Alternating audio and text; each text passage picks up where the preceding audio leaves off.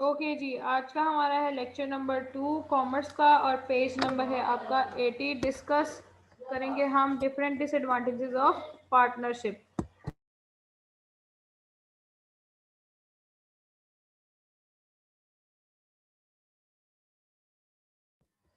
Okay जी, हम discuss करेंगे disadvantages of partnership.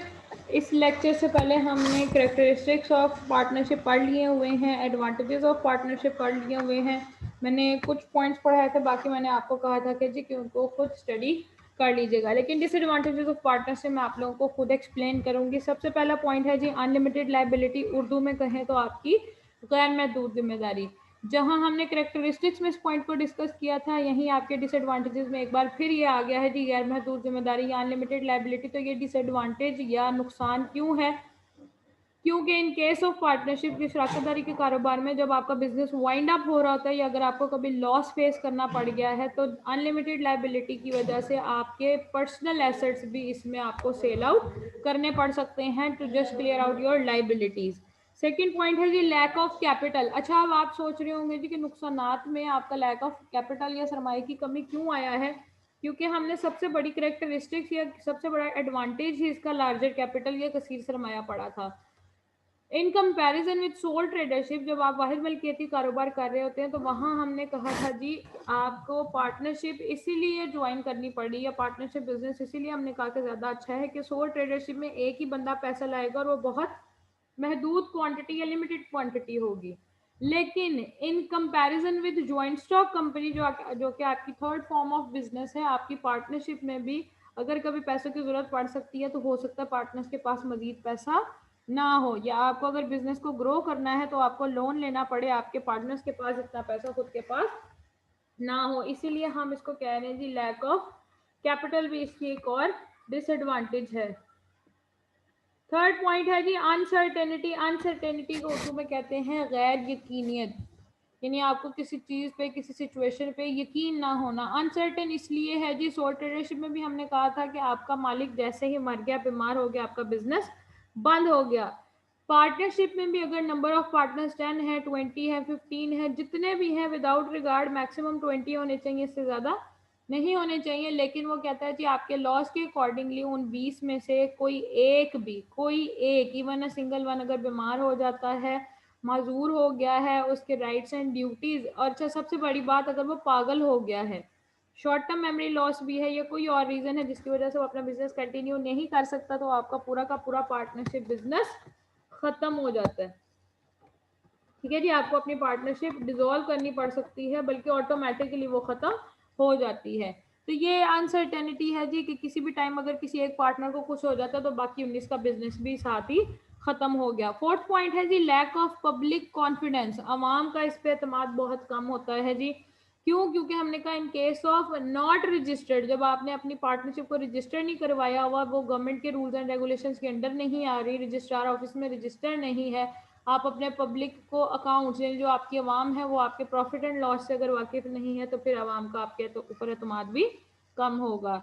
Inefficient partner. Inefficient का मतलब है जी जो आपके नाकाबिल, इनएफिशिएंट का मतलब है जी जो पार्टनर्स ऐसे हैं, ऐसे हिस्सेदार हैं जो कि सही तरीके से काम नहीं कर सकते, जिनमें काबिलियत उतनी नहीं है। उसने कहा जी the partnership business progress due to the mutual coordination and consultation among the partners, but in some cases the inefficiency of one partner may be the cause of business loss। यानी अगर आपका एक पार्टनर है वो इतना काबिल नहीं है कि वो कॉन्ट्रैक्ट कर सके, डीलिंग कर सके दूसरी कंपनीज के साथ, लेकिन वो जाके आपके बिहाफ पे कॉन्ट्रैक्ट कर रहा है और उसकी वजह से अगर लॉस सफर हो गया है तो उसने कहा जी बाकी सबको भी उसकी वजह से नुकसान उठाना पड़ सकता है। Limited resources. उसने कहा जी क्योंकि अमाउंट ऑफ कैपिटल हम कह रहे हैं जी थोड़ी है, अगर आपने अपना बिजनेस को इंक्रीज करना है, यानी इम्पोर्ट एंड एक्सपोर्ट की तरफ जाना है, बिजनेस को ओवरसीज ग्रो करना है, तो उसके हिसाब से आपके पास रिसोर्सेज लिमिटेड हैं, आपके पास महदूद जराए हैं। जराए का मतलब जी कैपिटल, या आपके पास एक्सपर्टीज या एफिशिएंसीज इतनी नहीं हो सकती। पर्सनल डिस्प्यूट्स यानी जाती झगड़े किनके? पार्टनर्स के आपस में। से कहा जो पार्टनर्स के आपस में डिस्प्यूट्स हैं वो इस पार्टनरशिप को नुकसान दे सकते हैं, इसको इफेक्ट कर सकते हैं। उसके बाद है जी डिफिकल्टी इन विदड्रॉल। विदड्रॉल का मतलब है जी चाहे अपना पैसा निकालना हो, चाहे खुद पार्टनरशिप से बाहर निकलना हो, उसमें आपको डिफिकल्टी का सामना करना पड़ सकता है, क्योंकि आपने जो कुछ भी करना है बाकी पार्टनर्स की मर्जी से करना है। लीगल डिफेक्ट में आता है जी, लीगल डिफेक्ट का मतलब है जी अगर आपकी सेपरेट लीगल एंटिटी होती, जो कि इस केस में नहीं है, जब आपकी पार्टनरशिप फॉर्म रजिस्टर्ड नहीं है, तो आपको बहुत सारी लीगल रिक्वायरमेंट्स के थ्रू भी पूरी नहीं हो सकती, आपके बहुत सारे जो कानूनी मामला थे उनमें पेचीदगियां आ सकती हैं। लैक ऑफ रिस्पॉन्सिबिलिटी जी, इंग्लिश में उसने लिखा हुआ यहाँ पे एक कहावत है जी, everybody's business is nobody's business, यानी जो काम सबका होता है उसको कोई भी सुनना पसंद नहीं करता या कोई भी करना पसंद नहीं करता। हर बंदा अल्टीमेटली दूसरे पे अपनी रिस्पॉन्सिबिलिटीज को डालता है और वो कहता है जी कि ये काम मैं नहीं करूंगा वो कर लेगा, दूसरा कहता है जी मैं नहीं करूंगा तो वो कर लेगा, उसकी भी तो रिस्पॉन्सिबिलिटी है, वो भी तो इस पार्टनरशिप में मेंबर है। थर्ड पॉइंट है, सॉरी थर्ड कह रही हूँ, 11th पॉइंट है जी limited liability, limited life. Limited life का मतलब भी यही है जी कि उसकी उम्र महदूद होती है, जैसे ही उसका कोई पार्टनर मरा, कोई पार्टनर पागल हो गया, किसी को मतलब बैंकरप्ट हो गया, कुछ भी हो गया इन शॉर्ट, तो आपके बिजनेस की लाइफ खत्म, आपकी पूरी पार्टनरशिप खत्म, आपको नए सिरे से वो सब कुछ करके पार्टनरशिप बिजनेस को स्टार्ट करना पड़ेगा। 12th पॉइंट है जी ट्रांसफर ऑफ राइट्स। उसने कहा जी इस पार्टनरशिप में या पार्टनरशिप बिजनेस का सबसे बड़ा डिसएडवांटेज एक ये भी है कि आप अपने हकूक को दूसरों तक मुंतकिल या ट्रांसफर नहीं कर सकते अनटिल एंड अनलेस आपने बाकी मेंबर्स से पूछ ना लिया हो।